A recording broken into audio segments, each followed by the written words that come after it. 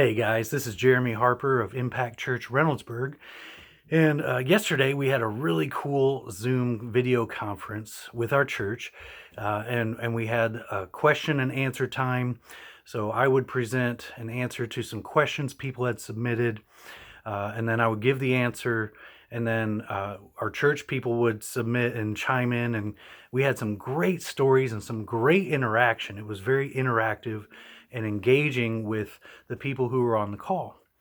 Unfortunately, the Zoom video didn't record like it was supposed to, and I was going to post that, but I wanted to go ahead and post some of those questions and answers because I really believe that people have a lot of questions, a lot of fears during this coronavirus outbreak, and they're wondering some things about God, about the Bible, about just the situation in general, and we want to give answers because we care about people. So one of the questions was, did God cause this coronavirus? Some people might believe that this is like God's judgment upon the world, and he sent this virus to punish us or something. There was a famous lady who, when the Katrina hurricane came through, she came out on public television and said, "This is God's judgment on New Orleans for being such a sinful city." And I remember thinking, man, I wish you hadn't have said that. Like, that's not helpful. Um, there are many people who live in New Orleans and Louisiana, and not all of them are evil or whatever.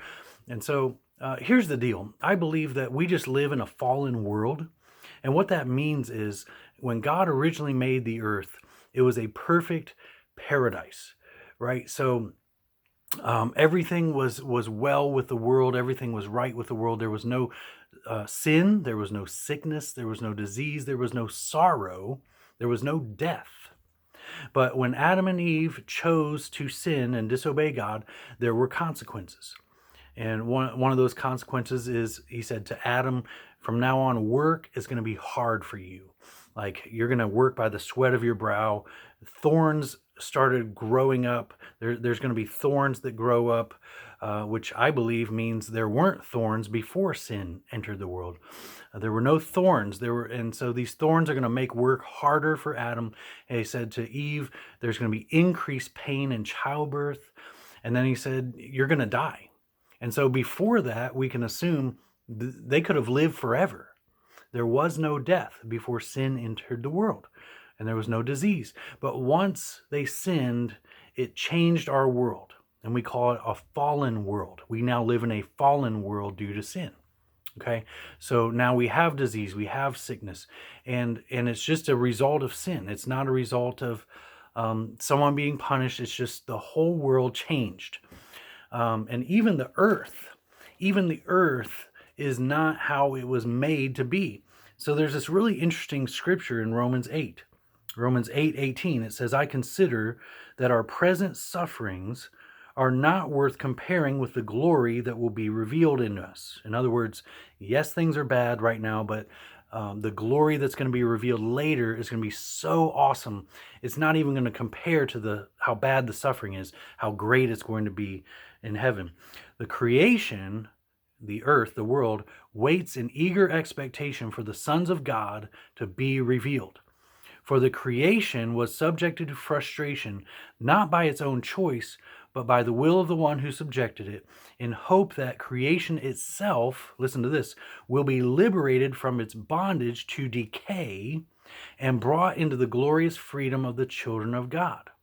See, once sin entered the world, it started this process of decay in the earth. The earth is in this process of decaying constantly, and it's getting worse. It's just getting worse and worse.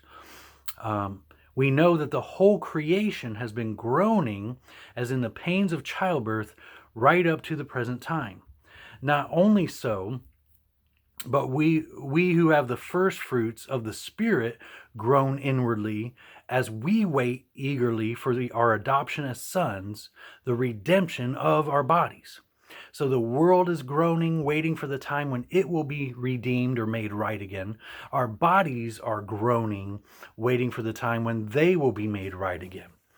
I don't know about you, but I feel the pains of my body now that I'm 41 that I didn't feel before.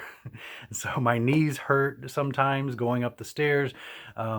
That knee pain is my body groaning, waiting for the time when will be given a new heavenly spiritual body that will feel no pain, no more knee pain, no more back pain, or whatever your pain is, right?